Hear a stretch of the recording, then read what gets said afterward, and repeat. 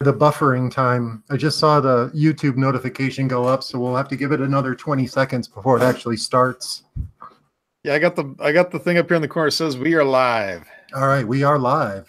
Live. What's up, everybody? Go ahead and do your intro. No, you do it. This is your show. I'm a guest. This is Jeff for the Print 3D channel. This is day number 360. Do you still have a problem doing that whenever when you get behind the in front of the camera? Do you still want to just it was tough not to do that exact same script over and over again. I shot one video. The AMZ video was something I shot earlier, but I had it in the can and I wanted to wait until the 365 project was done. So I didn't want to make Matter Hackers upset because I'd use some other filament, but that's another story. And I got in front of the camera to do the verbatim review, and I was like, what do I say? What am I supposed to do here? You're like, this Matter Hackers filament is the greatest filament ever. Oh, wait a minute. This isn't Matter Hackers. This is verbatim. Oopsie daisy. No, I thought about doing the Ferris Bueller moment where I would sit there and stare at the camera and just like what are you guys doing here? Go home. But I was like, I was expecting that video. You never did it. No, I never did it. I still have a wrap-up video to do. I just started compiling photos for a montage and getting some videos ready and taking a couple additional pictures and stuff because I want to do some sort of wrap-up video right after CES because CES is pretty involved. So yeah. I was thinking about the welcome back to the Print 3D channel. Today is January, what is it? 9th. Day 360. Oh, that'd be 74? 374. Yeah. Nope. Nope.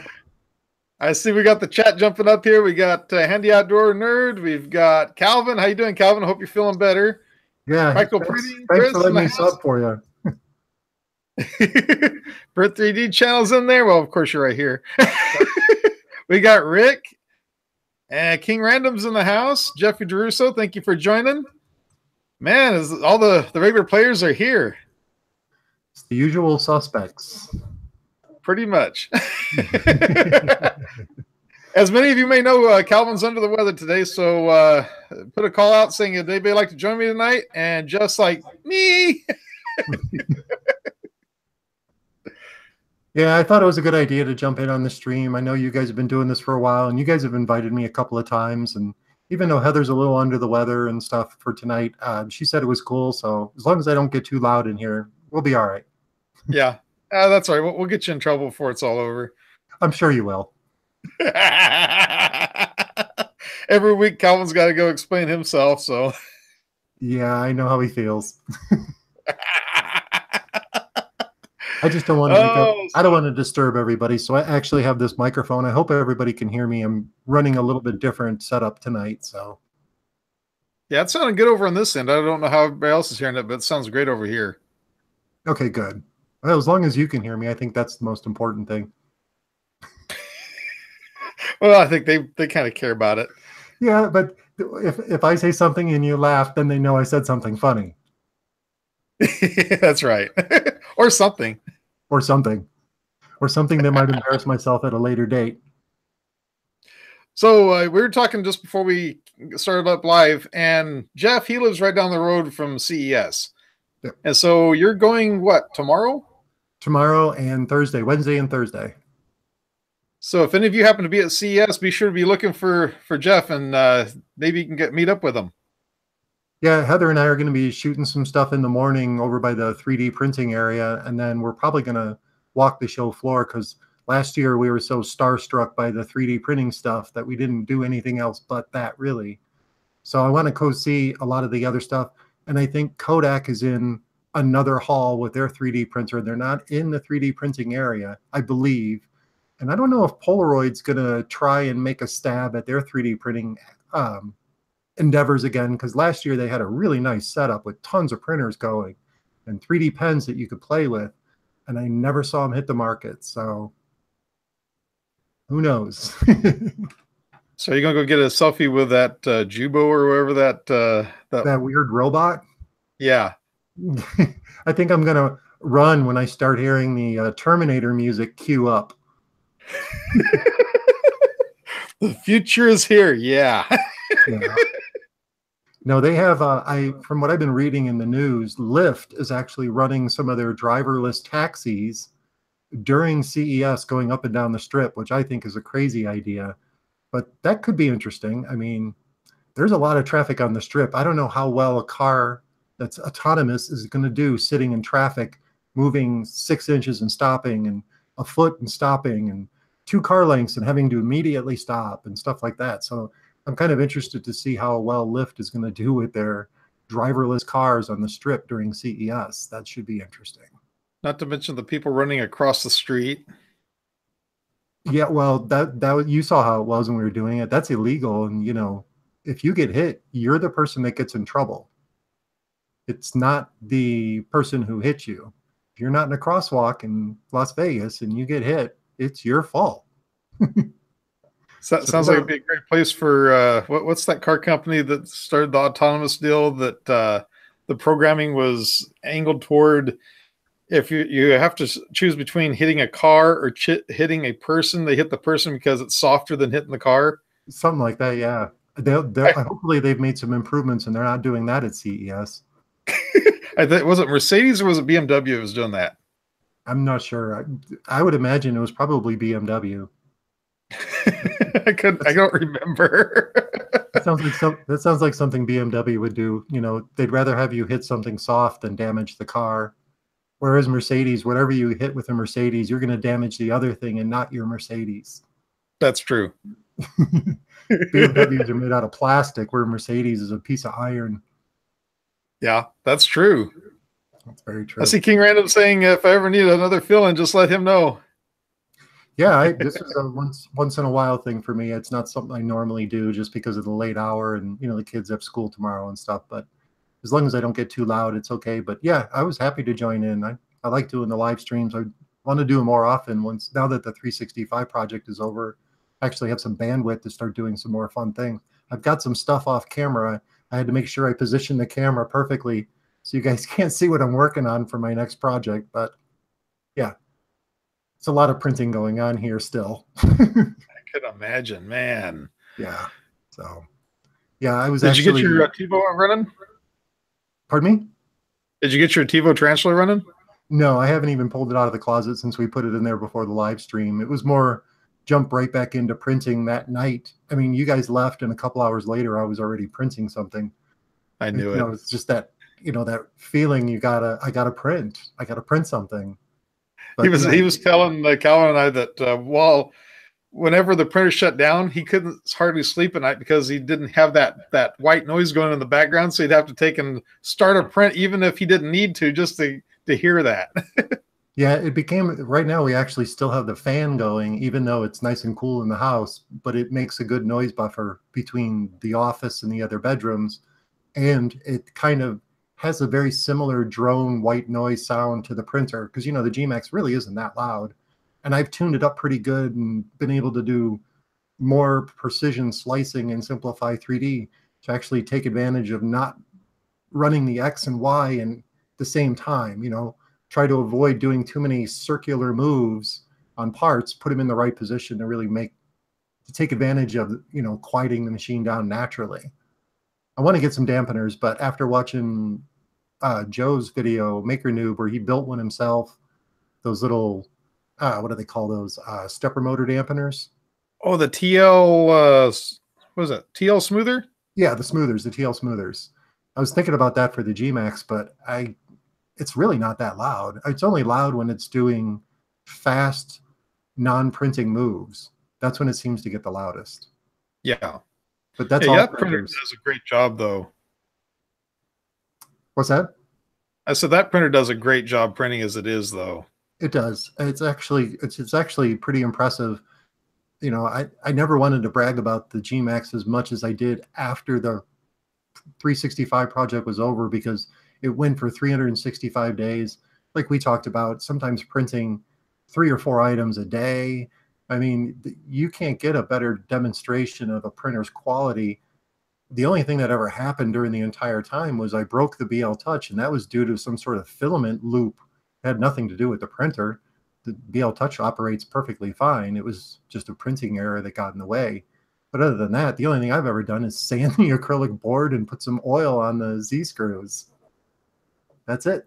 Yeah, that's awesome. But, I clean the extruder between prints and stuff. And, I make sure that I always run a purge when I'm going to start a print. Even if, I have filament loaded up, it's if it's sat for overnight and I wanted to start up another print with the same color, I would still warm up the nozzle and purge it and then cool it down and then start my print again, just to make sure any crystallized PLA wasn't stuck in the extruder.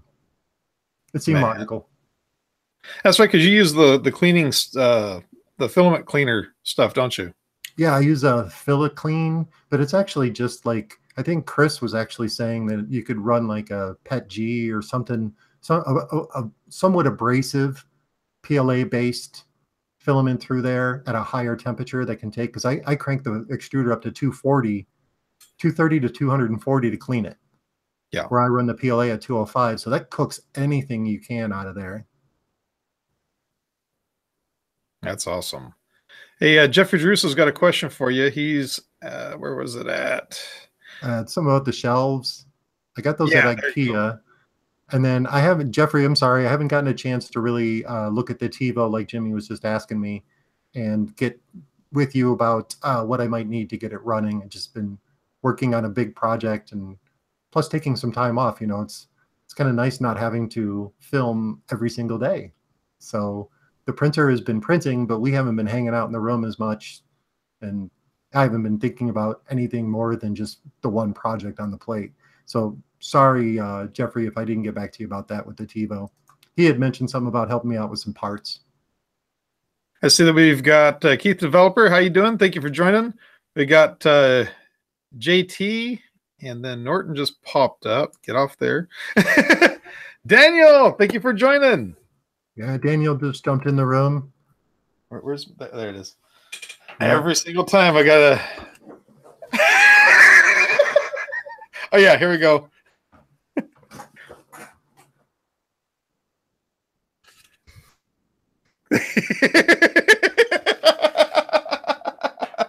we need to make Daniel Nori cozies. Yes, that would be print this up a little bit bigger and then just bore a hole into it with an Infusion 360, and we can just walk around with Daniel koozies. One of these days, Daniel's just going to be like, ban all of you. No, I think what's going to happen is he's going to pull the model from Thingiverse so no one else can print it. I can imagine. It's a good thing I already saved it on my computer. Me too. I have the STL and the factory file for every. That's funny too, because speaking of which, I was just cleaning up my computer before we went live, and I have a folder of every single saved factory file from the entire year. So I can open up any one of the prints that I did previously and be able to print it. And, I have the STL saves with the factory file, so it's a nice bonus. So that was kind of cool to realize that I had actually saved all of those files from the entire year. I was wondering why my hard drive was so full. I can imagine. Oh, I see we're going to be losing Chris. Thank you very much for joining. You take care. Yeah, thanks, Chris. Get some rest. It's too bad you can't make it down for CES. Yeah, I'll tell you what, I really wish I could have went. But way work is and everything, I just can't do it. Can't get away. Yeah, and a lot of people, it happens like with Joel, it's last minute, and I know he can do that, but a lot of people can't do that last minute thing. It's a little easier for him because he's a little bit more, I think he has a little bit more freedom in his job where he can take time off with, because he's kind of like at the top of his department, I think, if I remember correctly. So he can take some time off when he needs to for stuff like that, where I think a lot of other people can't. Yeah. Is Calvin getting ready to take off too? He's saying ditto. Oh, he's not feeling well? Yeah, he's been pretty under the weather today. Yeah, he says I'm out soon too in the chat. Yeah, he's been paying homage to the porcelain gods. Oh. Yeah, my wife's a little bit sick too. She's got a little bit of a head cold and stuff, so she's kind of resting in the other room. I'm hoping tomorrow she'll be feeling better because I feel super guilty dragging her to CES if she's sick. I would Yeah. almost wait another day and just go Thursday if she's feeling worse tomorrow. So, I mean, I have the time off and, it's going till Friday. So, and really the 3D printing area 3, 4 years ago was an entire building. Now it's a small section. So, Okay, Calvin was talking about CES. He wanted to go to CES. oh, I see what he's saying. Yeah, Yeah, everybody download the Daniel Norrie model before Daniel takes it offline. you're not putting a hole in my head. Oh man. So what are you working on lately, Jimmy? And what do you got? What's projects coming down the pipe for you? I know you finished the TiVo build, so are you heading towards a run of prints on there to get some tests out and get a review posted soon, or? Yeah, actually, what I'm going to do on this, I actually already ordered the MOSFET for it, and I ordered 2 blowers on Amazon, so they're going to be here Thursday and Friday. And so I'm going to do those upgrades on it because, I mean, it prints pretty good. I mean, oh, that's right. I turned off the auto zoom on this thing. Let me bring that up really quick here so I can zoom in or focus. Let's see. I'm still trying to learn how to run this camera. Yeah, I had to play with mine a little bit so the background behind me wasn't all washed out with the light because it doesn't like backlighting. These cameras aren't real tribute to backlighting. Okay, let's see. Oh yeah, there we there's go. Marvin. And if you look at the, come on. Yeah, cover your face. It'll do it. There you go. There we go. Look at the layer lines on that. That's not It bad. actually looks pretty clean. The only thing is that loop on the top of it, that thing really got nasty because it doesn't have any part cooling on it. No, it doesn't. So first thing I want to do is do that. And then because of all the comments I have read and everything, and I agree, today after I got everything all finished up and I went to lunch and I came back, I had, of course, everything was off. When I came back, I went to go and just start up a quick little print on it. And I noticed the heated bed wasn't running. It wasn't heating up. And so I reached down there and I grabbed a hold of the wires at the bottom of the circuit board and I give the positive a little wiggle and I see the little light through the side of the plastic where it just goes a little spark. Oh no. And I'm like, oh, no. We're not playing this game. I went right on to Amazon. I ordered the MOSFET. I ordered the blowers. I'm like, I'm just going to go ahead and do 2 videos right out of the gate, get the MOSFET put on it first, make sure that that's working, and then go ahead and put the blowers on it. I'll print the bracket using that printer for the blowers, and then I'll set the blowers up. Oh, okay. And that way, right out of the gate, the thing will be safe and run like a champ, hopefully. Yeah, I was a little concerned with there's a couple of areas on the TiVo that I'm a little bit concerned with on mine too. I haven't seen any problem with the heated bed. We did get a couple of prints out of it. They weren't quite perfect. I'm kind of a perfectionist at the time doing the 365 project, used to seeing these beautiful first layers on the G-Max. So when I did the first few prints that we did on the TiVo, they were just because the belt was loose. I was getting a little bit of squash on one. I think it was on the Y. I think it was the Y, but it was the calibration cube was getting just squashed on one side. So I tightened up a couple of things and I found a couple of loose pulleys, because when you're working with that acrylic, and even with you put a little washer in between there, a lock washer in there, with all that vibration that a 3D printer has, you got to go back there and you kind of have to tighten these things a lot. I'm used to not touching parts of my machine ever, and then having to like completely tweak the TiVo just to get it where we had it before we stopped printing with it was just like, this is frustrating. It's too much work. I'm sorry, maybe I'm lazy, but I don't want to have to struggle that much with a proven kit. As a novice, I thought it would be a lot easier. And it took us 16 hours. Plus we were live streaming. It was my first printer build. It took us 16 hours, 2 days to put the printer together. And it got, it was working, but I stumbled through it just because I was between trying to answer the chat and, trying not to get frustrated at the same time. It just, to me, it was like, wow, this was too much work.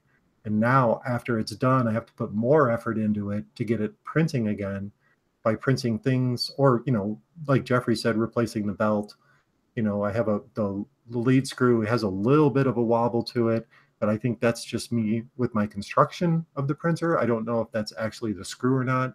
I know it wasn't perfectly flat when I rolled it on the table. Really? But my G-Max has a little bit of the tiniest bit of curve to one of the Z-rods, and I don't see any problems with that one. Right. So, there is some compensation that goes on with the structure of the printer to allow for certain things, but the TiVo doesn't have that because it's mostly acrylic.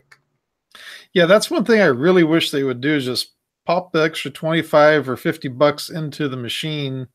And honestly, for the price of acrylic, I'm imagining that it's probably not that big of a price difference if they would have just went with aluminum plate.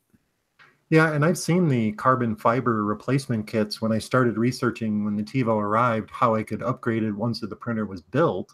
There is somebody out there making not printed, but carbon fiber plates to replace everything on there. And I thought that was good. I think it only is $60, $75.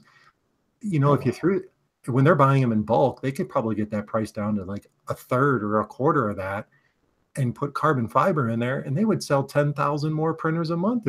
If you were buying something made out of carbon fiber instead of acrylic, I think that's a selling point right off the bat. And it's already a popular printer, so it's not like they're shooting themselves in the foot.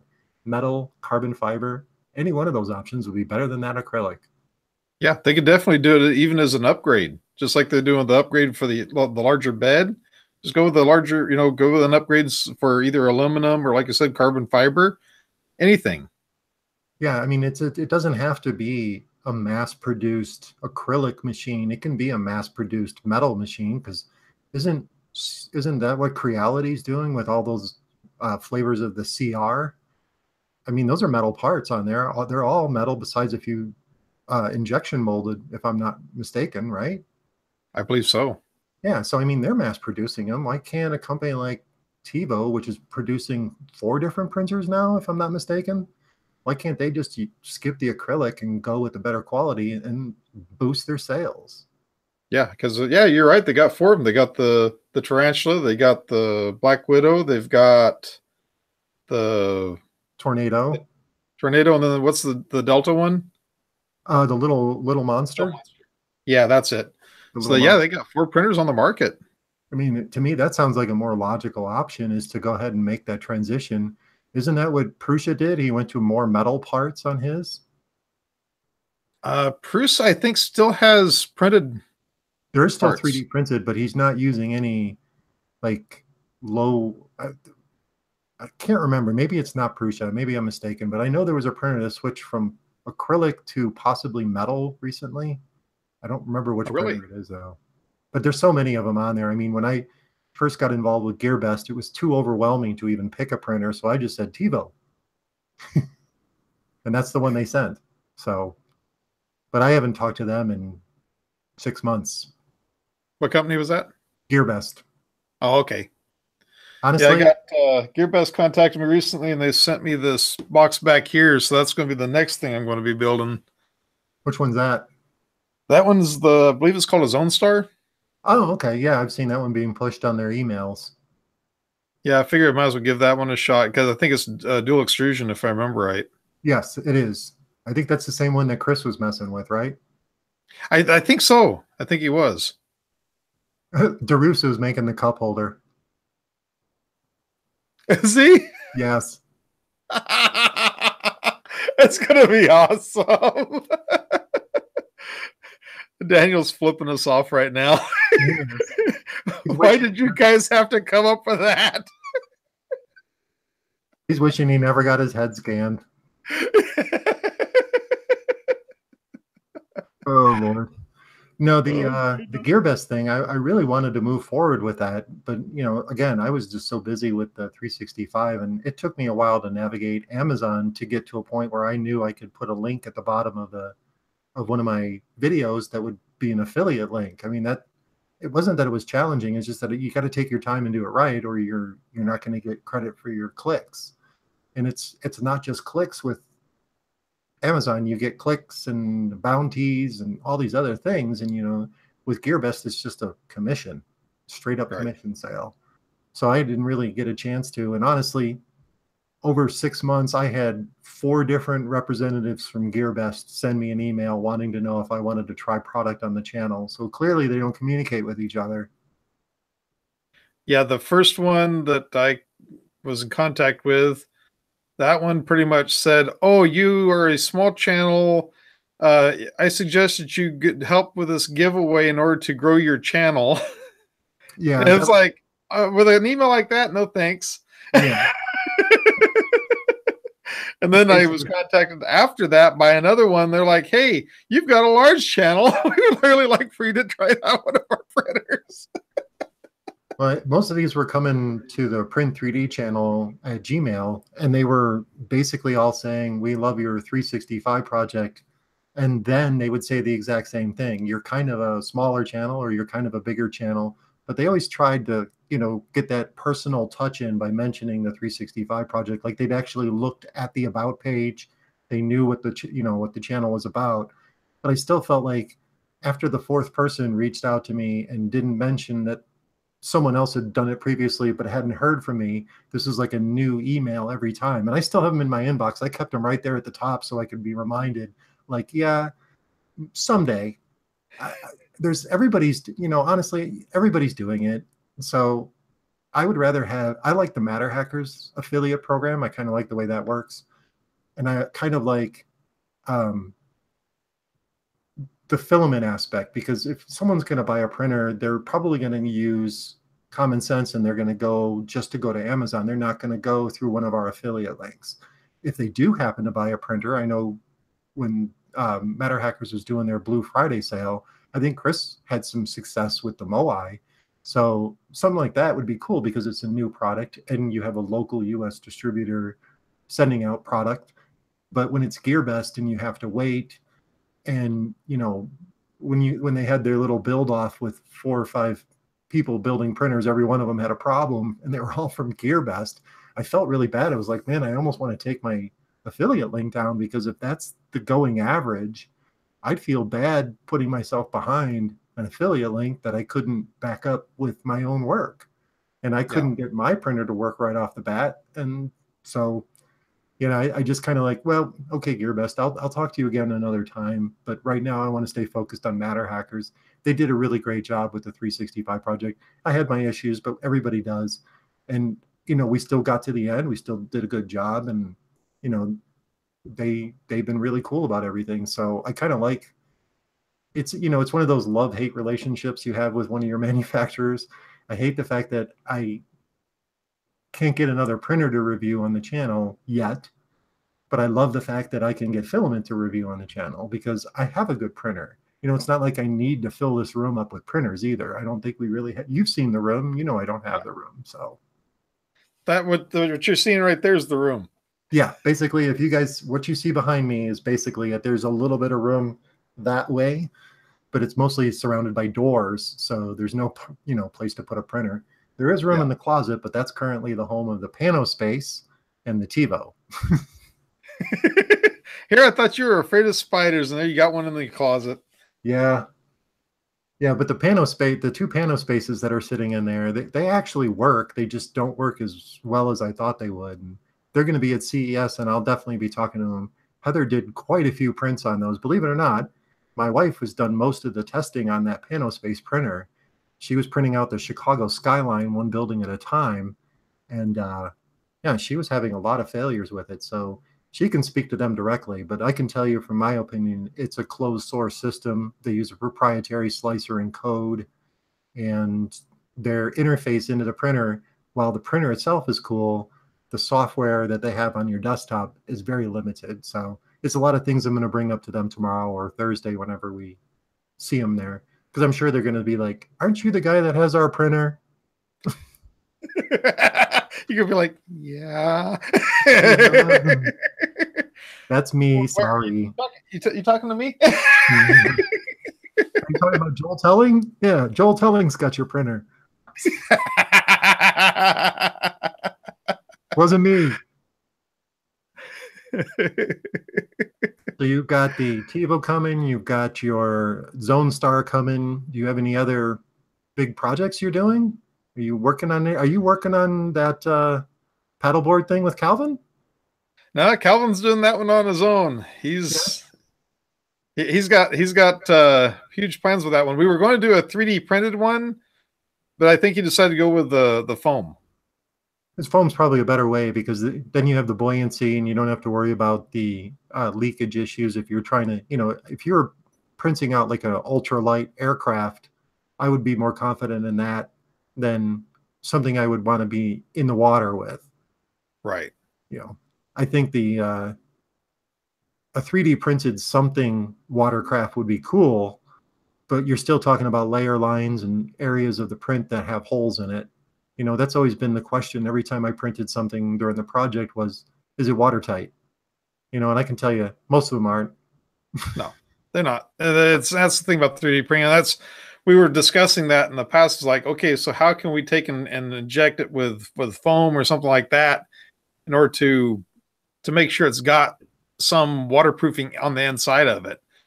Right. And I think that's when he decided to just go with the foam and fiberglass it. It's probably a better route. Plus, you can do much more customizing with it once you have your shape. With 3D printing, you print it, and that's what you get. Right.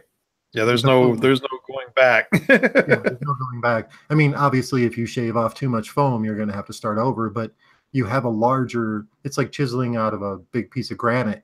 Once you get to your subject, then you can start taking your time with it and smoothing it out and doing what you need to do. With 3D printing, it's iterations until you get to that point. Rick P says there are a bunch of 3D RC boats. There are. I've actually have my eye on a little tugboat that some guy did, but he also sealed it up himself. It was printed out in sections, and it was a good 18 inches long. It was a pretty good size little tugboat. It was all 3D printed, and then he just put all of his own motors and stuff in there. But he did have to seal it up. And because of the plastic and the shape of it and the fact that there's no ballast in a lot of these RC boats, they rock and roll even on a little stream. So, something like that, I think I think a 3D printed little RC boat would be cool, but you're kind of limited to what you can do. Injection molded with, like we were just saying, there's holes in them. You're going to have to seal it with something. Yeah. I wonder if a person could print it in a way where the infill would be to the point where you could have it, say, where 5% or something like that, where you can actually take and maybe drill a little hole and put something in the bottom of it for ballast. I think you could if you use not the honeycomb, but the what is it, the zigzag, where it creates like a cavity. And if you space it out just right, I think you could probably do that, where you could put a small pinhole in there and fill it with just basic sand in like multiple sections, front, what do they call it? Front and the back and the middle of the boat. And that way you create that center of balance that kept it afloat on the surface. I think that would be good. Or, you could just go the easy route and just print a big flat bottom on it, which is what I think they're mentioning in the chat too, is like a paddle board. If it's got a flat bottom on it, you're less likely to feel the turbulence of the water. Yeah, that's true. Yeah, like Calvin said, if you modeled it in a groove and stuck sand and shot in there, that would epoxy it in. Yeah, once you open it up and fill it up with something, you just have to plug up the hole. But I'd be more concerned with, once you had the whole thing together, about sealing the interior completely with another substance. The 3D printed part could be the hull, but every good ship still has a good seal on it. I mean, they used tar back in the day. So I would definitely seal it, because, when you spend $300-400 on electronics and the 3D printed parts cost you 50 cents. Yeah, that kind of doesn't hold water. Yeah. No pun intended. Oh, it was totally intended.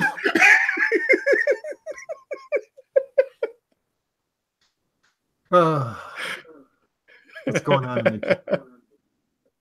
And this What's Rick that? says there's a guy in New Zealand who has a 1 meter sailboat. Now, is that 3D printed sailboat that big? It probably is, I'll bet. Because like Calvin's Could you saying, imagine the amount of parts you'd have to print in order to do it? well, yeah, and plus you got to concern yourself with the weight. If you add ballast in there plus humans, you know, you got to have some sort of buoyancy. I still think the foam route, maybe even, you print your 3D printed parts with large open cavities with little panels on them and insert foam into those cavities and then, close them up with the panels that you print separately. That could possibly work too. So one piece whole 3D printed. Wow. Okay, so that's probably one of those big industrial size 3D printers then too. The ones you see on like the TCT shows that are just enormous and use pellets, Oh yeah. like Kind of like a part daddy type. Yeah. exactly. At the Bay Area Maker Faire, wasn't there a company there there was that had like a 6-head 3D printer on a giant platform? That thing was huge. It printed like 6 individual print heads, and the platform was like, I don't know, that thing was like 10 feet long and 5 feet across. If I remember How correctly. did I miss that? That was at Bay Area. It probably was. Somehow I think I missed an aisle or something because I've Calvin's been talking about, oh, did you remember seeing this? And I'm like, I don't remember seeing that. Yeah, there was I think the problem was we were all glued to the Matter Hackers booth because that was kind of like that little home base for everybody. And as soon as, Joel started doing interviews on that second day, we all just kind of hung around waiting for our turn. And I did some exploring, but I did a lot more exploring in the computer area and the robotics stuff. I mean, I knew what to expect from the 3D printer. I made one lap around. I thought I saw everything, but apparently I missed stuff too. So Let's see. Fiberglass forms a shell. Oh yeah, that's right. He's going to fiberglass, so that styrofoam. That's going to give it all its strength and everything too. Yeah, and that'll make it nice and watertight too. So that'll help. Yeah, it will. So what's your newest project that you're planning on doing now that you're finished with that 365 project? I've got a couple of things. I'm actually finishing the Eye of Agamotto.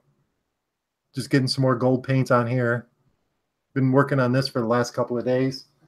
I made the mistake of using wanting to hand paint it. I don't know what I was thinking. I should have just got a can of spray paint and just gave it a couple of coats, but I don't know. I just wanted to try the hand painting, and I think I'm on my like 7th coat, trying to get it as as nice as looking as possible. Once that's done, I've got the stand that the Broken Nerd made, and I was actually talking to him, and 3D Maker Noob is in the room. Hey Joe, how you doing? Thank you for joining. What's up, Joe? We're not worthy. We're not worthy. He has graced us with our presence. Yeah, once again, thank you so much for the help that you gave this channel, and I'm sure Jeff's got a pretty good bump out of it as well. I did, and the exodus has ended, and I'm back on the upswing, so that's kind of nice. Yeah, I was a little concerned because on the Sunday I think I hit 4,500, and then I was like, okay, well, this is as high as it's going to get. Joe's drawing the names tonight, and I have a feeling it's gonna, even before it even drew the names, when he tweeted out that he was gonna do that, or I think he said it in one of his videos, it started to happen. I had dropped like 56 within like a couple of hours, and I was like, yikes, this is gonna be bad. But it ended up being, I think I lost, I don't know, a couple hundred, and I gained like 1,700. So yeah, that sounds about the same as what I did too. So that's so pretty much everybody who, I think we all got even numbers. It's just the afterwards. I think I'm at 4,450 now, so I'm 50 away to where I would have been a week ago anyway. So, and plus, I'm actually seeing a huge jump in views since the 365 project ended. Yeah, I think people. Well, that's good. At least you're going to get some ad revenue now from now that everything's fixed. Yeah, I'm hoping that's what I'm hoping that it's going to cross over that point. I think with the stuff I have coming up next, besides this thing here, I've got something I've used up almost all the filament on 2 rolls of verbatim filament. So you can imagine this is and I've had no waste. Today's print was the first one I ran with support, and it was just a little, I mean, no bigger than 2 pieces like this size. So I'm burning through 2 rolls of filament already. So you can imagine it's a pretty big project. It's mostly going to be sanding. It's not coming up next. It's more of a like, this will be at the end of the month. I have some eSun filament I want to get out of the box this weekend and do some test prints on, something we paid for ourselves. And Protopasta sent over a bunch of stuff. And I like doing the filament reviews because it keeps me printing. So, and then I don't have to try and deal with a new printer, especially trying to find a place for it. So what's Calvin saying? Calvin says Social Blade says just over 2.3K. Oh. Oh, on his channel. Yeah, so I mean, we all got around the same amount, so that sounds about right. I mean, hey, I was happy to double my numbers. I was more than grateful Joe even considered, doing the what do you call it, pay it forward and mentioning our channel. So thank you, Joe. I really appreciate that. I can't tell you enough how much that really helped the channel and boosted my views. Yes, thank you so much. I really appreciate it. And most of all, thank you very much for helping Calvin out, because he really deserved it. He did. And I know he thinks that his content may not be for everybody, but I think it's for everybody because it's interesting. It's not what this guy's doing or that guy's doing. It's what Calvin's doing. And that's why we all have our little niche of doing something. For me, it was the 365 project for a whole year. For Calvin, it's stuff that involves more CNC, and it's not just 3D printing. And I like doing that. I wish I had the room in my garage for half the machines that you guys have. I'm dealing with a 12 by 12 office, and that's it. So maybe 12 by 12. You got an extra shelf inside the closet. Yeah, there's room in the closet, but right now that's filled with filament that we need to use. No, Calvin, you deserved it. Yeah, he over tripled his. So that's the handy outdoor nerd says, Jeff, my wife keeps saying I should do a 365 project. I told her I need to get another printer first. No, you probably don't need another printer. You just have to have a printer you can rely on. That's all you really need. I mean, the rest of it is just finding models to print.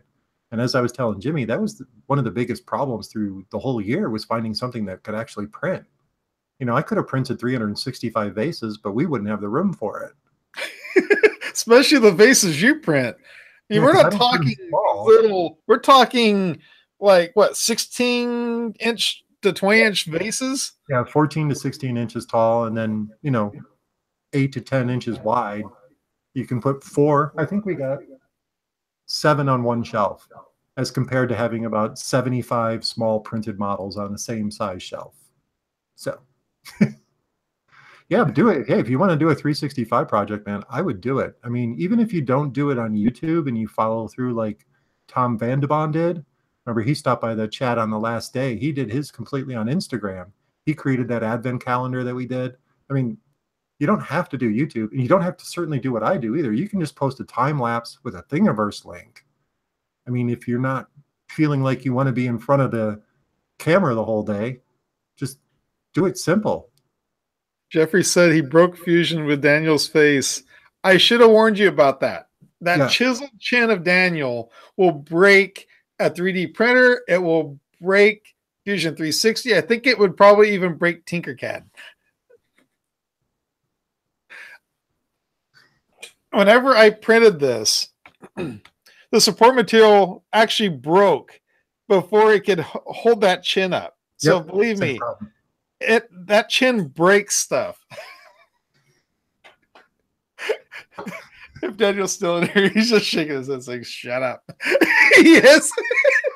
Yes. He is the Chuck Norris of 3D printing.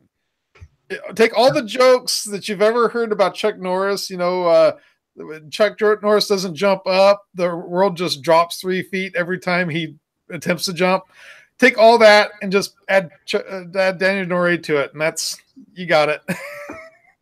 But just his chin, not Daniel, just his chin. My favorite is they can't name a street after Daniel Norrie. Because nobody crosses Daniel Norrie.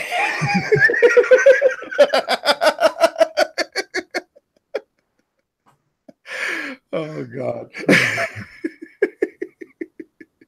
Poor Daniel. I can't wait to meet him in person, though. I want to meet him so bad. Yeah, he's on the top of my 3D printing community must meet and spend 20 minutes talking about something list. I wanted to go to the Midwest Rep Rap Festival, but it's just logistics with the kids and everything else, and I know this is it's in the middle of Goshen, Indiana, and if you Google Goshen and then bring up the satellite view, if you can find a town, let me know. It's like, here's Goshen, middle of nowhere. Yeah. So I mean, to tell a bunch of kids, hey, we're going to Goshen, unless they build a Disneyland there soon.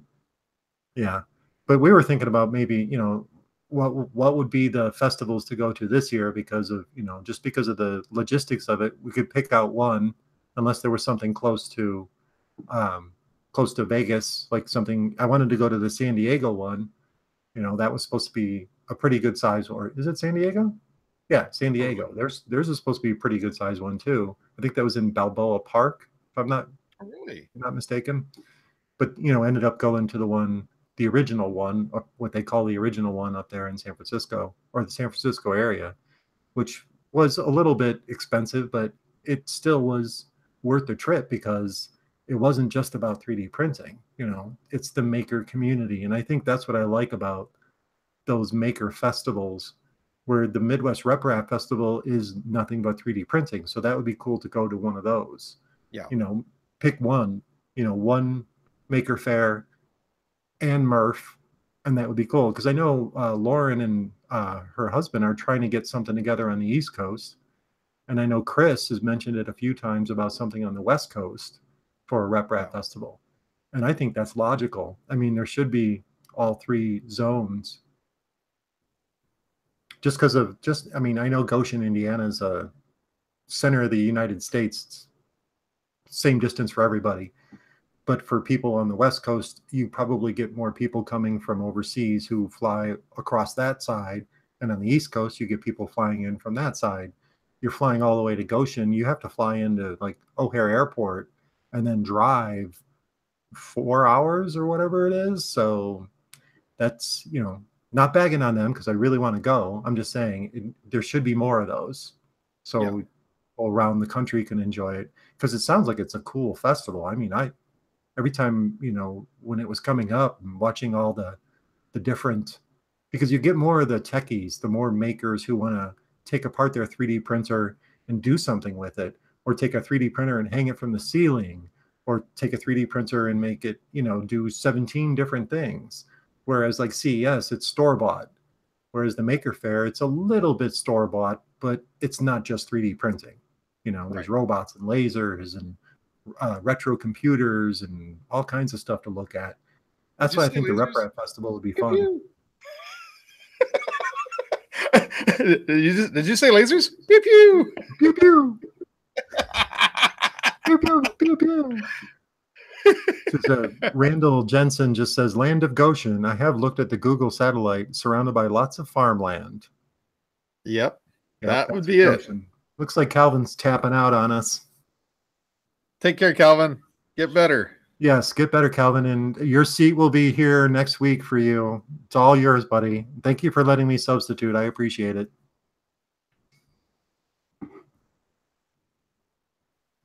Yeah, he's Wellbot. Where do you live, Wellbot?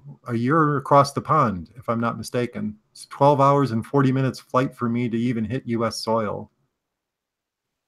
I thought it was 14 hours. Forgive me if I'm wrong, but isn't he in Australia? I thought so. Come to Sweden. 3D. Yes. I want to go to Sweden so bad. Yeah, he's in Brisbane, Australia. Oh, wow. I think it took Angus 14-hour flight.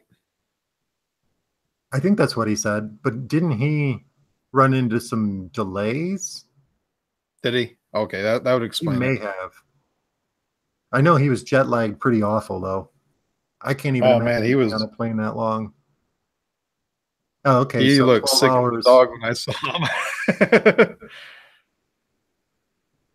Yeah, here 12 hours for nonstop, 16 plus with connecting flights. That's a lot of time on an airplane.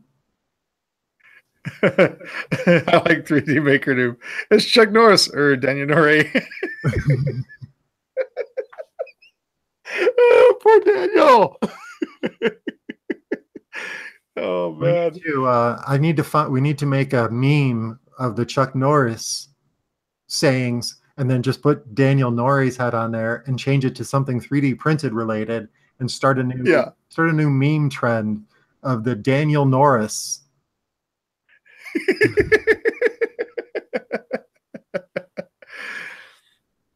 So, are you planning on coming to Bay Area Maker Fair this year?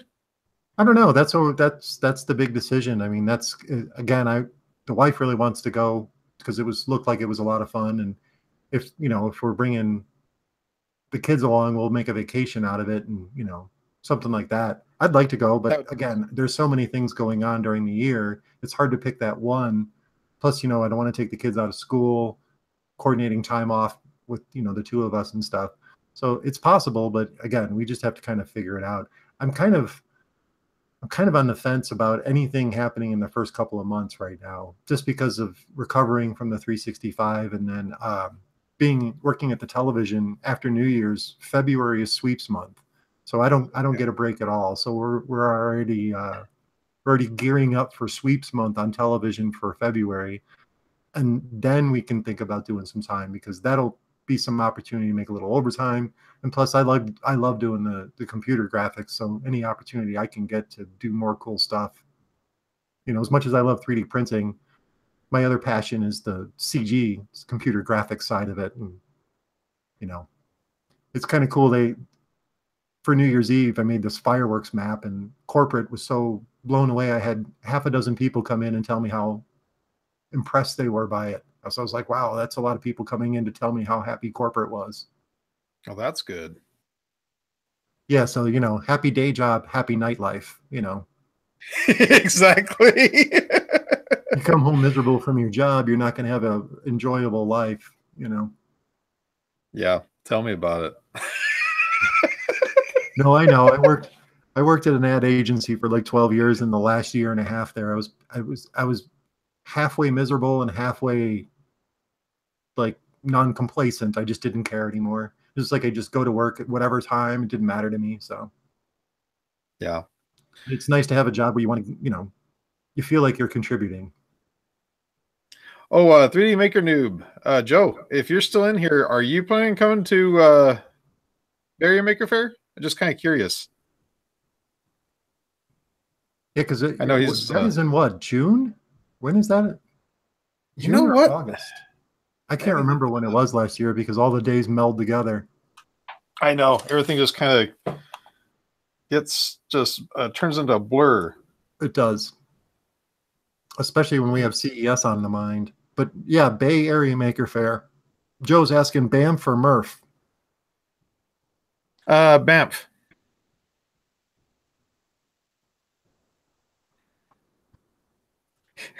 I like those initials though. I know it's supposed to be Maker Fair Bay Area or whatever, but I like the other one better. Yeah. I like the Banff better. They haven't announced it yet. They haven't? Yeah, they haven't announced it yet. They still have 2017. It just says, please stay tuned for details on 2018.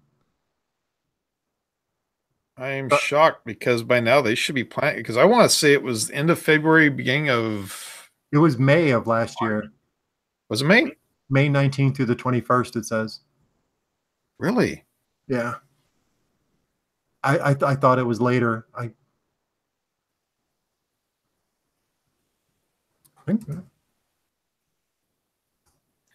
Area Maker Fair is unlikely this year. Oh, no, they do have it on their homepage as May 18th through the 20th, 2018. Okay. They just don't have any details on it yet. Okay. Yeah, and then the New York they don't even have a date for the New York World Maker Faire, but that one was in September. But the Right. original one was in May, if I remember correctly. Okay. Click on their regular date, it still says May 19th through the 21st, 2017.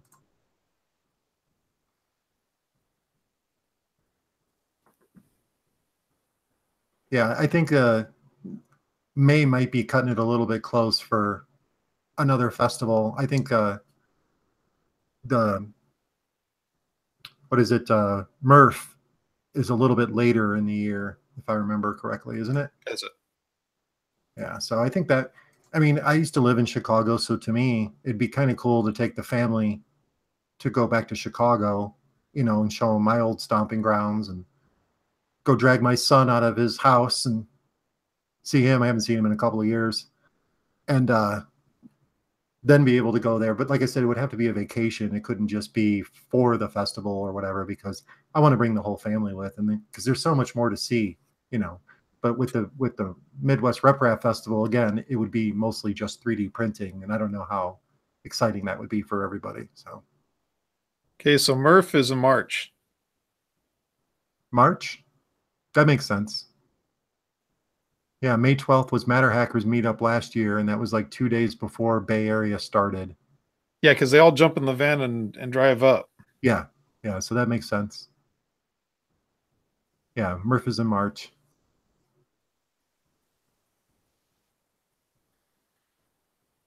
Yeah, I'm hoping. Well, we'll see how everything pans out, if I get a new job or not, or what ends up happening. Still kind of doing the job search thing. See if I can find something new. You just so when you were working on that outdoor pipeline and stuff, is that just something contract you picked up, or? Oh, for sandblasting, painting the well, that's for the sandblasting thing. Stuff. Oh. Yeah. Okay. And I do that. That's my day job, and then right. My night job is selling appliances now. But as long as it's paying the bills, right? Yeah, it's paying them, but not by much. That's the only thing. Wow. I'm looking for something more steady. Thing about the sandblasting business, there's a lot of upgrades that are coming up that I have to do in order to keep everything going because of the state of California and the regulations. Right. Plus, you want to stay current with your stuff too. Right, and it's kind of coming down to the wire where I don't know if it's even worth doing at this point, especially since now it's just me doing it. When I first started, there was 4 of us doing it, and now it's just me doing it. Well, that's a lot of work for just one person. Yeah, when you're used to having 4 people doing the job, it's kind of hard for one person to do it. Yeah, I mean, it'll take you, not to say that you aren't out there busting your ass, but it'd still take you a couple of more days as opposed to 4 of you ganging up on a project. Right. It made it a lot easier, but yeah, it's not the same, that's for sure. So it's like I'm getting too old for it, to be honest with you. Have you thought about downsizing to a smaller aspect of the sandblasting, like maybe doing something for? I know you had an automotive project, didn't you, over the summer? Weren't you working on a car or something?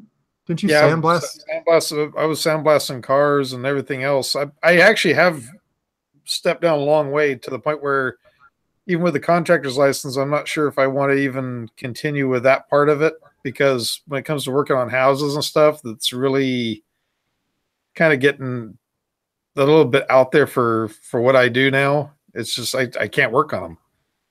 You have to, especially if you're doing a fireplace on the inside of somebody's house, like if they paint a fireplace and you got to take all the paint off of it, you've got to have more than one person to operate it. That's a lot. That's a lot to try and do. Yeah. What's Jeffrey said you were printing with verbatim filler? What material was it? It was just standard PLA. Yeah, no, I've been thinking about possibly freelancing, doing some computer graphic work and stuff. And I've got a friend of mine who works with the Nevada, what is it, autonomous drones. I can't even think of the name, but he runs a little drone company here in Las Vegas where they do aerial surveying and they do a lot of stuff for the government and stuff. And the drones are like the one Calvin has, where they're giant wingspan and they can carry equipment on them, and he's got some work and stuff, and I'd like to do more CG work, more computer graphic work, but it's hard to find. Vegas is such a small market. I'd end up having to have clients in LA and spending time on Skype and having to drive back and forth. So that it's kind of a, it's like a, I don't know if I really want to do all that just to get a little extra side work. Yeah.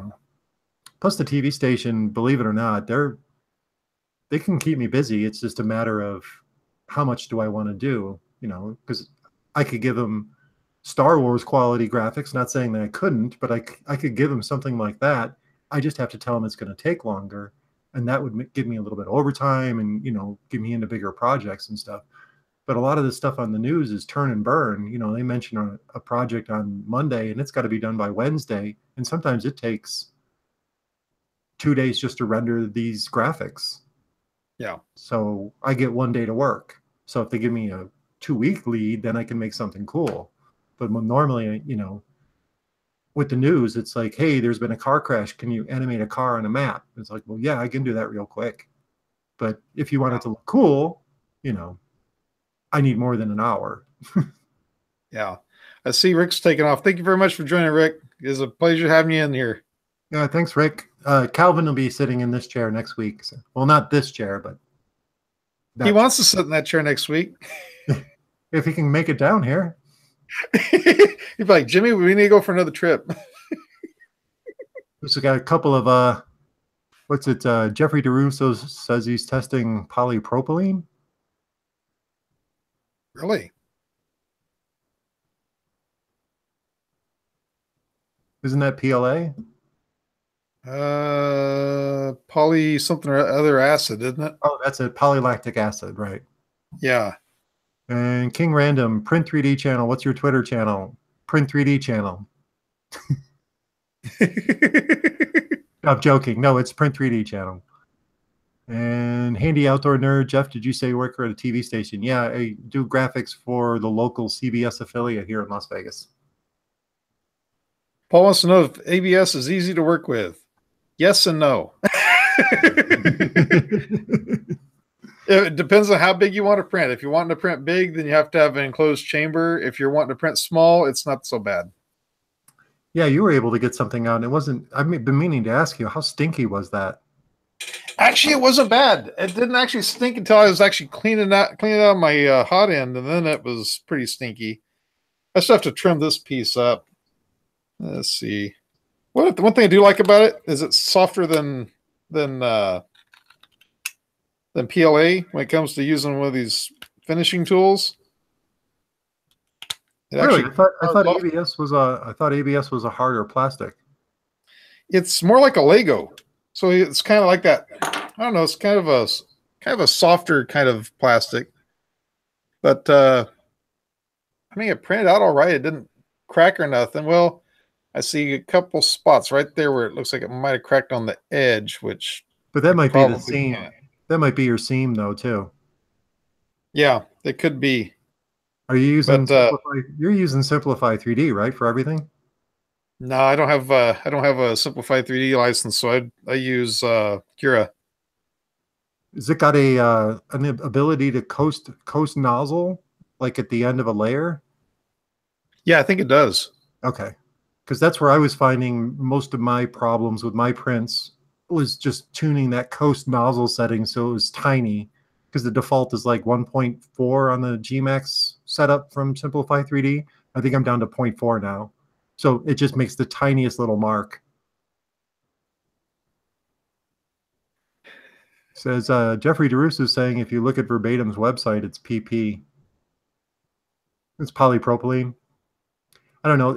I can tell you the support material with that Verbatim PLA, that stuff is super strong. It took a lot of effort to get it off the model. It didn't leave as much scarring, but it doesn't just break away like some other brands where you can just kind of crush it with your hand. That wasn't happening with that Verbatim. That stuff's pretty strong. It's actually, I found maybe the tiniest bit of warping on my parts, and there are 16-hour prints with a pretty good sized surface area, about this big. And I used a brim, but I've used a ton of filament, and a 16-hour print, you're going to get a little bit of peel in the corners, especially with a big flat object. and I've printed 6 parts with big bases like this, and there's been no warpage. That verbatim stuff is pretty awesome. I wish it was available. I wish it was easier to get in 1.75, but you know, maybe I'll win one of those CES Lulzbot custom-made 3D printers over the next 2 days, and I'll have a need for 3.0 filament. That'll be cool. They're actually building 20. I think they're building 24, 25 printers on site. Oh, really? Yeah. They're doing a mock-up of their assembly process for a bunch of Lulzbot minis. I believe they're doing the minis. But yeah, Joel's going to be there. He's giving away one of them or 2 of them, I think. Oh, wow. Yeah. So Handy Outdoor World, the Handy Outdoor Nerd, he works for CBS as well. Oh, that's true. I see that. You know, there's been a couple of people that have come onto the channel over the last year since I started working there that are like, hey, I work at CBS. It's like, well, if you work for a CBS affiliate, you could work for a different network, but I work for Nexstar Broadcasting, and they own stations on all the channels. They own Fox. They own, because they're all, what do they call those? Franchises, right? No, affiliates. So, yeah, you know, years ago, I guess, when the FCC broke up all these monopolies that these TV stations were having, some of them went independent, and then over the last 3 or 4 years, they've all been bought up by one or two companies. So they're going back to monopolies again. Sent you the picture that he sent Calvin and I. I didn't know how to share it on here with him.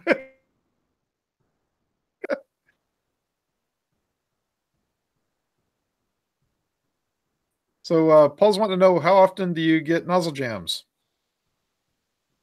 Well, for me, I've had 2 over the last year. That's it. I've had 3. Not bad. No, I think if you figure out the averages, that's a lot better on his part because he had a lot more prints. That's very true. Yeah, no, it's I think it's because of the routine that I had of like constantly cleaning the extruder and not letting any filament be in there.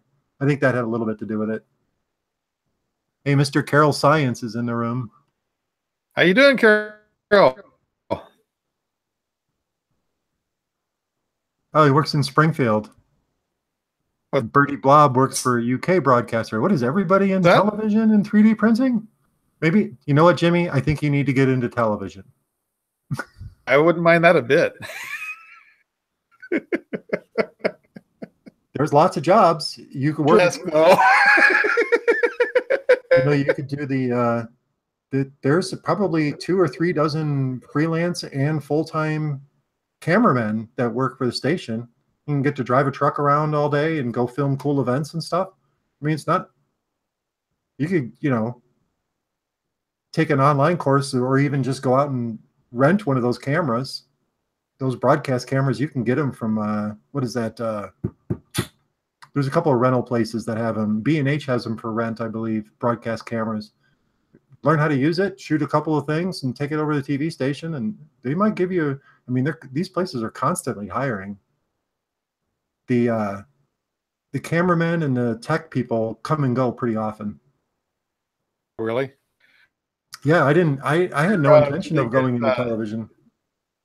I had no intention of going into television. It was just they applied for the job and they wanted to hire me. I personally kind of liked being in advertising, but I needed to get out of that company after 12 years. They were making me complacent and lazy.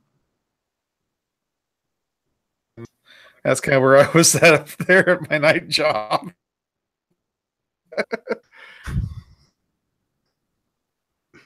See, Paul said, I have a lot of nozzle jam up with my Monoprice Select MP 3D.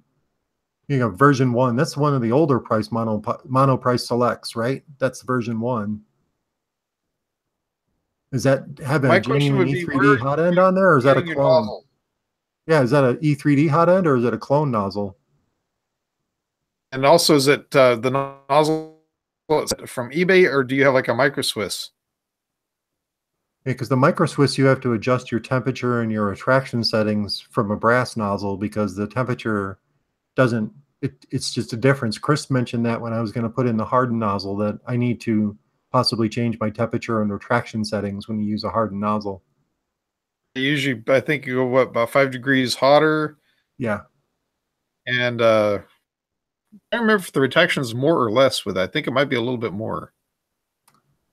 It sounds like it might be a little bit more because I think the brass leaches out the heat with a hardened nozzle.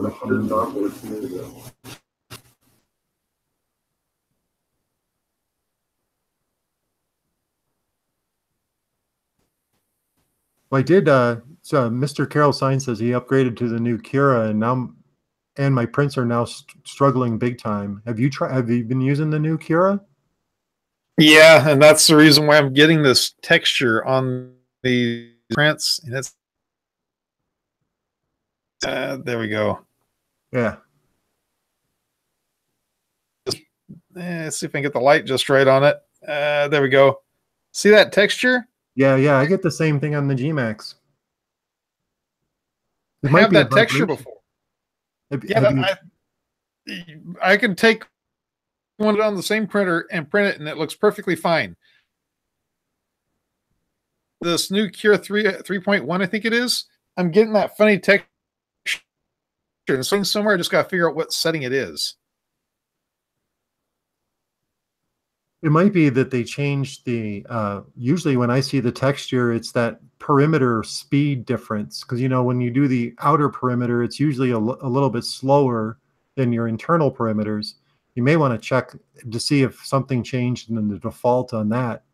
I don't know if Cura has that dial. I only used Cura once before I bought Simplify 3D, and then I never looked back. But I want to use some of the other slicer softwares because people suggested over the year, have you tried this? Have you tried this? And it always involved me using a different slicer. So that's kind of something I want to try too. But I just, I'm just kind of leery with using any other slicer that doesn't have the profile built in because I don't know anything about G-code, so I wouldn't be able to program it myself. Okay, so Jeffrey Drusso is asking if I've tried Idea Maker. Handy Outdoor Nerd asked earlier. I have not. I'll have to look into that. Idea Maker, what's that? I'm guessing another slicer. Is that from Ultimaker? Is that like another version of Cura? I do not know. George, thank you for joining. George is one of my seers.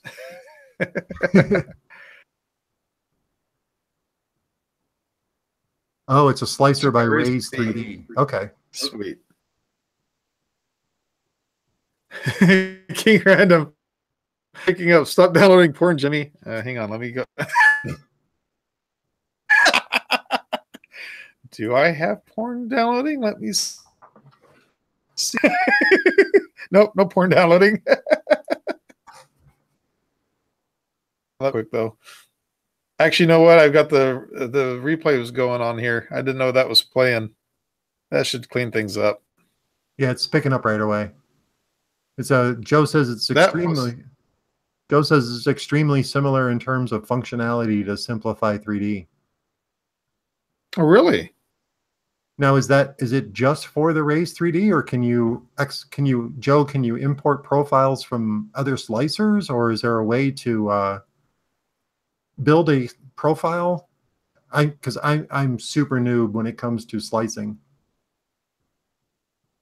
Like I said, I've been kind of spoiled with Simplify 3D, having a profile come from G-Create for the printer and having it work on the first try was kind of made it a lot easier for me. It is open source. Cool. Is that anything like an open source screwdriver? Yeah, I think I have mine here. I have my open source screwdriver. Bad joke. I have my open source side cutters. Oh man, you got me beat. It's either left-handed and right-handed. Do you see that? Left-handed and right-handed.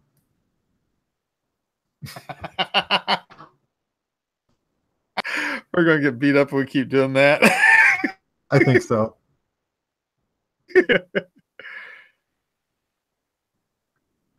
Haven't tried importing. To be honest, haven't ventured much into it. Yeah, like I said, I'm kind of curious about some of these other slicers, and it would be interesting to see how they perform on the Gmax as far as like what end print quality you get from every slicer out there. I know a lot of people have done slicer showdowns, but they're with their printer. So for me, it would be different because I have that thing back there, and you know, slicing a giant model on there and slicing a giant model on another printer, I can't compare apples to apples because of the print volume on here. But I know the Raise 3D makes a massive printer, so that might be something to explore, definitely. The shot. I'll definitely download it too and give it a shot. Yeah, definitely. I'm kind of curious now. I've tried that. Was it Craftware? I've seen the craft. I've used the Craftware before I started the 365 project, and I couldn't get anywhere with it on the Gmax. Like it kept having problems. That and it seemed like I couldn't tweak the settings quite right for with it. Yeah, that was my problem too. It was real clunky and slow too. Unless if you were slicing like a benchy, it was no problem. But if you drop down there a scan the world model, it just lagged forever. That's what again before I bought. Why ask support? Check it out and just see. It'll be interesting with the G-Tech printers and now with this TiVo. Yeah, because on those Facebook groups, you'll be able to get profiles for the TiVo, and I know the G-Tech one probably has profiles that you can download for most of the common slicers. It's just there's nothing wrong with the G-Create ecosystem. It's just that I'll get my slicer profile from Gordon as opposed to somebody in the community because he's normally tried all the slicers. So yeah. And they actually have links, I think, on their website and their forum for Slice 3R or whatever they call it. And I think he has a Cura one up there too, if I remember correctly. But I know he has a Simplify 3D one. And plus the Gmax came with it on the SD card. So all I had to do was open up the profile and it was ready to go. That's awesome.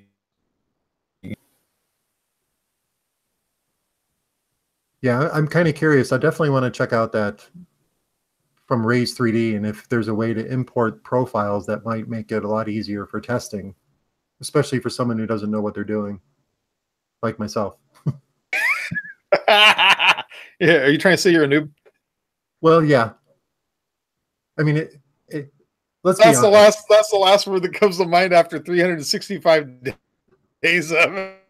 Well, if you put a Ultimaker printer in front of me, I'd be a noob. But if you leave me alone with the Gmax, I can print you a car. They're saying I'm glitching out pretty bad. It's kind of jumpy, but it comes and goes. Yeah, I'm trying to figure out why, because I turned off the laptop. I don't have anything downloading. That's weird. Do you have any web pages open? Sometimes those auto-refresh scripts on websites will constantly update in the background. I actually had to close Twitter because it was causing lag. Okay, I just closed Twitter and I went and closed down YouTube as well. Yeah, now so you're just purely on Hangouts. Yeah, it's actually speeding up right now. King Random's saying Beth is downloading porn. You know what? She's probably watching the stream. Pretty soon you're going to go offline if they keep that up. She'll be knocking on the wall. No, she's just going to walk over to the DMARC and unplug the internet. Yeah, because she does have the plug and then she just go. It's just a simple modem here. Just have to unplug the power and everybody's off. So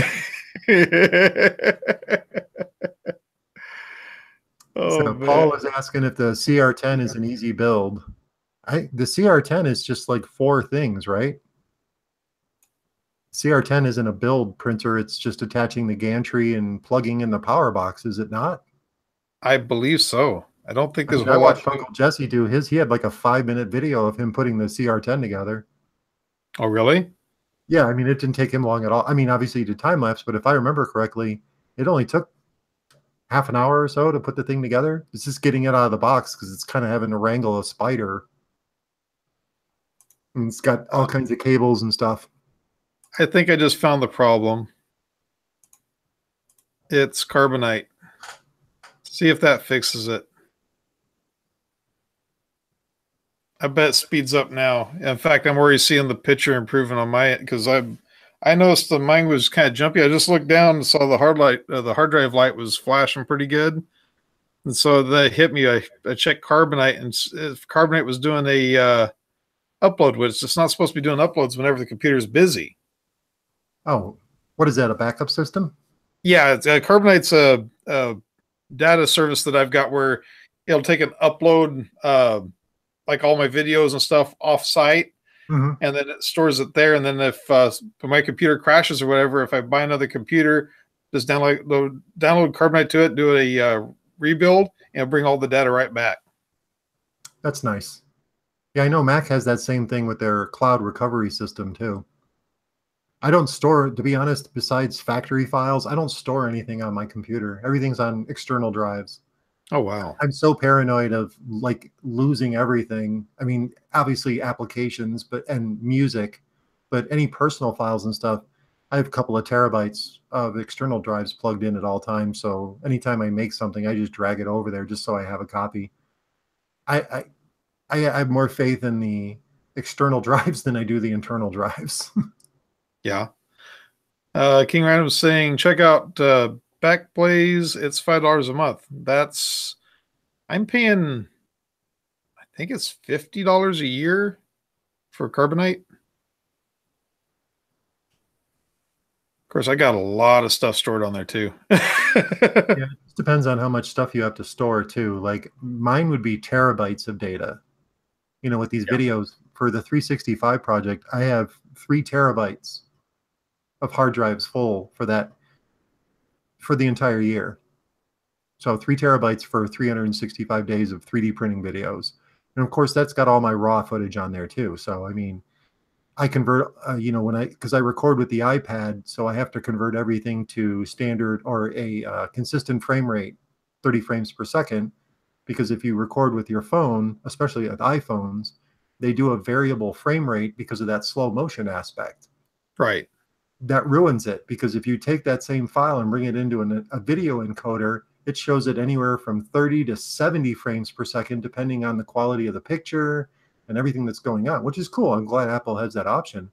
But for video editing, within a minute, the sound is off sync. So yeah, that's why I have the original QuickTime movie from the camera, and then I have the standardized frame rate MP4 that's been converted. So I'm always doubling up on files. So if I took away the original file on everything, it would probably be about 1.5 terabytes for the entire year. Yeah. Which isn't bad considering, but all my videos were 6 minutes long. If I did 10-minute videos, obviously exponentially it would be a lot larger. Yeah. Mr. Carroll Science, I have an ANET A8 and a CTC riprap, both Prusa clones, looking for something high quality on a budget. Any recommendations? MK2, CR10. MK2 is kind of like your top tier. CR10, I honestly, forgive me, Prusa, for I'm about to sin. I think you probably get more bang for your buck. Mainly because you get a larger build volume. I would agree too. And then the CR10, especially with the CR10 and the CR10S and the CR10 Mini, I love the Prusa printers. I would love to have one. I've asked him twice, but I'm not big enough in the channel world to get any kind of free printers from anybody at this point. But a CR10 for the price range and the build volume and the amount of support you got from the community just on YouTube alone, there's enough people out there. I mean, I know Uncle Jesse Clayton, he has his CR10 profile shared. Yeah. So if you got one, you could just grab his profile and start printing. Yeah. Whereas I know a lot of people who plug and play, they print out, the little money cat or whatever they're putting on the SD cards these days, and then they go to print one of their models and have a fail. So to me, it'd be the CR10 sounds like a really good option. Plus, it's a lower price than both the MK2 and MK3, if I'm not mistaken. Yeah. MK3, I've been hearing through the grapevine. I've just been hearing a lot of mumbling on Twitter. It seems like there's been a few people complaining about little issues here and there. MK2, I'd never heard any complaints whatsoever about that printer. But the CR10, I have yet to hear anybody ever complain about it. No, I haven't heard. The only thing I've ever heard about the CR10 is the little plastic linings and the aluminum extrusions being like annoying and people pulling them out. But other than that, every single video I've ever watched of an unboxing and a build of a CR10, it's been pretty smooth.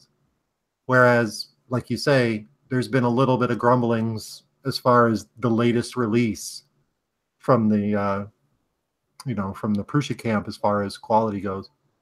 That's what I've been hearing. I don't know. I can't speak for everybody, but I know Angus just did a review on that. What is that, Aurora printer? And he mentioned something about the filament runout sensor working, or the unplugged thing sensor working perfectly. And then he kind of looked at the camera and he's like, not like some printers. And I don't know who he was throwing that dart at. I'm not going to name names, but the first thing that came to my mind was everybody talking about how the power outage system on the new Prusa wasn't working as perfectly as demoed. Oh, really? Yeah, because it actually, I believe it takes. I know Lauren had some issues with hers on her live stream where they unplugged it and then they plugged it back in and it worked, but it didn't work right. Oh, really? I saw people in the chat saying that you had to enable it, and other people were saying it came on by default. So I don't know if, who knows? I mean, it could just be, what do they call that? User error. But, I don't want to point fingers at anybody. The only thing I've ever heard as far as like the CR10 is getting, what is it? The wrong plug, the wrong power supply for your country. It's the only thing I've ever heard. Yeah. And honestly, when you go to order it, that's one of the things that says UK plug. It says USA plug. So you pretty much have to order the proper one. So maybe people are crossing sites and ordering, because I keep having a problem on my cell phone. Every time I go to GearBest or any of those deals, if for some reason it keeps wanting to throw me to a Italy site. So everything's UK this, UK that. And it's like, why am I seeing this? Yeah, you shouldn't even be seeing that. I mean, with the smart internet browsers, it should know where you are. Yeah, my goodness, if porn sites can know where I'm at, how come they can't figure it out? Jeff's like, here you go. You're getting me in trouble with my wife again. Yeah. Heather's going to walk in any time and go, Yep. Yep. Yep. I know Birdie Blob is saying Banggood are sending me a replacement glass for my CR10. It was bent. So, and King Random saying stuff about working with, I don't know if their firmwares have been having issues. Also, you can't run it on silent mode for it to work. Oh. So I'm guessing some of the caveats for some of the new features, when you go in that silent mode, I'm sure that shuts all that stuff off. It would make sense. Just like your phone, if you put it in power saver mode, you don't get notifications.